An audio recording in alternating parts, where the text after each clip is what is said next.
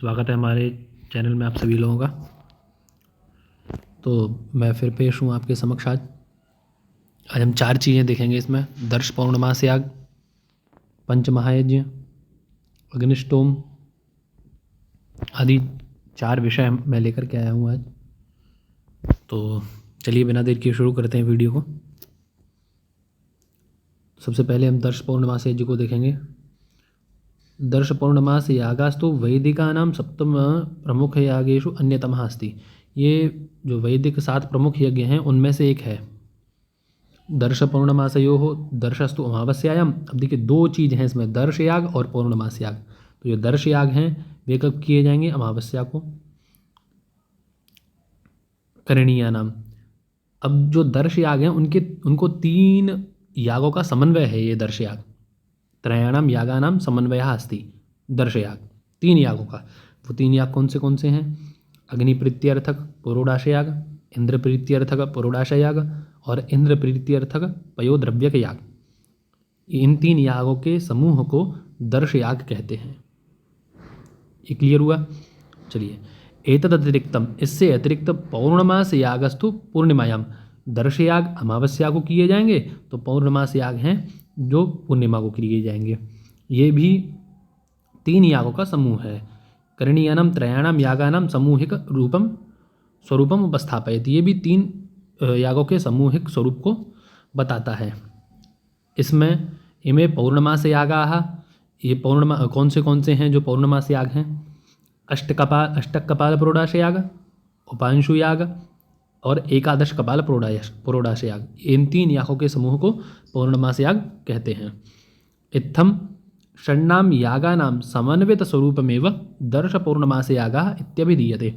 इन 6 यागों के सामूहिक स्वरूप को, समन्वित एकत्रित स्वरूप को ही दर्श पौर्णमास याग कहते हैं। तो अब दर्श से हमें कौन से याग लेने हैं? दर्श से हमें कौन से याग लेने हैं मित्र? अग्नि प्रीत्यर्थक पुरोडाश याग, इंद्र प्रीत्यर्थक पुरोडाश याग और इंद्र प्रीत्यर्थक पयोद्रव्य याग। और पौर्णमास याग से कौन से लेने हैं? तो पौर्णमास याग से हमें लेने हैं अष्टक कपाल पुरोडाश याग, उपांशु याग और एकादश कपाल पुरोडाश याग। ये 6 यागों के समूह को क्या कहते हैं? दर्श पौर्णमास याग। एतेषु षड्यागेषु अग्न्याधानं क्रमशः अमावस्यायां तथा पूर्णिमायां भवति। यानी क्रमशः मतलब जो दर्श याग होते हैं उनमें अमावस्या को अग्न्याधान होता है और जो पौर्णमास याग होते हैं उनमें पूर्णिमा को अग्न्याधान होता है। किंतु याग विधि प्रतिपदायामेव संपद्यते। लेकिन याग विधि प्रतिपदा को ही पूर्ण होती है। समान फलदायकाः दर्श पौर्णमास विषयकाः इमे यागाः समन्वित रूपेण एकेन एव नामना दर्श पौर्णमास इति कथ्यन्ते। समान फलदायक होने के कारण इनको एक ही नाम से दर्श पौर्णमास इस नाम से जाना जाता है, समन्वित स्वरूप में। अब देखिए कहाँ ये प्राप्त होते हैं। माध्यन्दिन शतपथ के प्रथम कांड में तथा काण्व शतपथ के द्वितीय कांड में दर्श पौर्णमास इष्टियों का विस्तृत विवरण है। तो माध्यन्दिन शतपथ के प्रथम कांड में और काण्व शतपथ के द्वितीय कांड में इनका विस्तृत विवरण मिलता है। 63 वर्षात्मक दर्श पौर्णमास विषय शतपथ मतलब 30 वर्ष तक ये चलने वाला जो दर्श पौर्णमास याग है उसके विषय में शतपथ ब्राह्मण में ये लिखा हुआ है। सा आजी श्रेता मेका, जो कोई भी विद्वान या एवं विद्वांसः 63 वर्षाणि यजते, जो 30 वर्ष तक इनका यजन करता है, यजते तद्यु दाक्षायण, उसको क्या कहते हैं? दाक्षायण यज्ञी, उसको दाक्षायणी यज्ञी कहते हैं। और 15 वर्ष तक यज्ञ करता है त्वघेव सा संपद्यते, 2 ही पौर्णमासे यजते 2 अमावस्ये। जब हम ये दर्श पौर्णमास याग करते हैं तो 2 पौर्णमासियाँ और 2 अमावस्या इसमें आती हैं मध्य में। अब आगे देखते हैं। ये तो हुए हमारे दर्श पौर्णमास याग। इसमें मुख्य विषय कुछ नहीं है। मुख्य विषय ये है कि हमको यह ध्यान रखना है कि दर्श याग के अंदर कितने याग कौन कौन आते हैं और पौर्णमास याग के अंदर कौन कौन आते हैं और कहाँ से इनको लिया गया है, इसमें से ही प्रश्न आता है। इससे अतिरिक्त प्रश्न नहीं आएगा। चलिए पंचमहायज्ञ देखते हैं।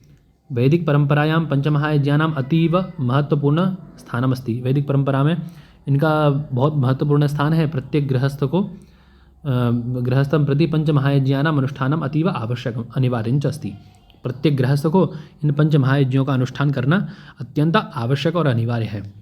देखिए कौन से वह पंच महायज्ञ हैं, तो देवयज्ञ 1, पितृयज्ञ 2, भूतयज्ञ 3, मनुष्य यज्ञ 4 और ब्रह्मयज्ञ 5। मनुष्य यज्ञ को नृयज्ञ भी बोल देते हैं, इसको नृयज्ञ भी कहते हैं। तो समष्टि रूपेण पंच महायज्ञ इत्याख्यायते, इनको समष्टि मतलब एकत्रित कर करके एकत्रित स्वरूप में पंच महायज्ञ कहते हैं। एतेषां पंचयागानाम् अनुष्ठानं प्रत्यहं गृहमेधिनां गृहस्थं धर्म प्रविष्टानां मानवानां अत्यावश्यकं कर्तव्यमस्ति। प्रत्येक गृहस्थ को इन्हें करना चाहिए। यह पुरुषः देवानां अतिथीनां भृत्यानां पितॄणां आत्मनश्च तोषकारकान् इमान् यज्ञान् न संपादयति, जो पुरुष देवताओं के लिए, अतिथियों के लिए, भृत्य इत्यादियों के लिए, पितरों के लिए और अपने लिए सुख देने वाले इन यज्ञों को नहीं करता है, सह जीवन अपि मृतः एव एतेषु, वह जीता हुआ भी मृत है। जीवन अपि मृतः एव, वह जीता हुआ भी मृतक है। एतेषु पंचयज्ञेषु, इन पंचयज्ञों में यद अग्नौ जुहोति तद दैवयज्ञ, जो अग्नि में हम स्वाहाकार करते हैं उसे क्या कहते हैं? देवयज्ञ। यथा मनुना प्रोक्तम होमो दैवः, होम को दैवयज्ञ कहते हैं। यत्र पितृयज्ञ स्वधा करोति तत् पितृयज्ञ, पितरों के लिए जो स्वधा करते हैं। अब इसके अंदर देखिए पितृयज्ञ के अंदर क्या क्या आता है। पितृयज्ञ के अंदर आप तर्पण ले सकते हैं, श्राद्ध इसी के अंतर्गत आ जाता है, ये इसी के अंतर्गत आ जाते हैं पितृयज्ञ के अंदर।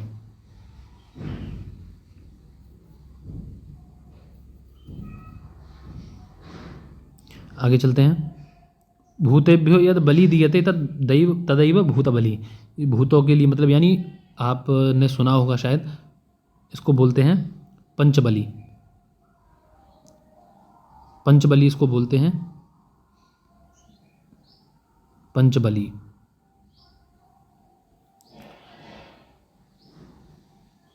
यह हुआ भूत बलि, यानी अग्नि को, पीलिका को और श्वान को, गाय को, ये पंचबली होती है, इसी को भूत यज्ञ कहते हैं। और इसको एक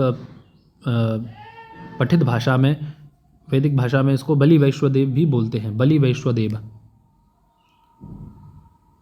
बलि वैश्वदेव, बलि वैश्वदेव भी इसको बोलते हैं।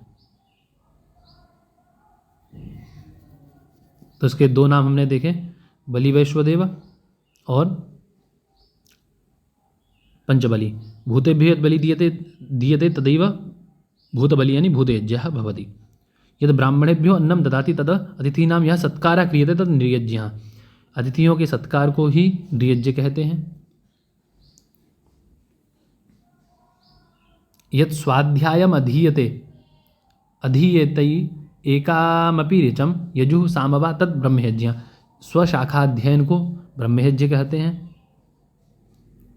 पंचमहायज्ञों के विषय में लिखा हुआ है, किसमें? तैत्तिरीय आरण्यक से लिया गया है ये पंचमहायज्ञ।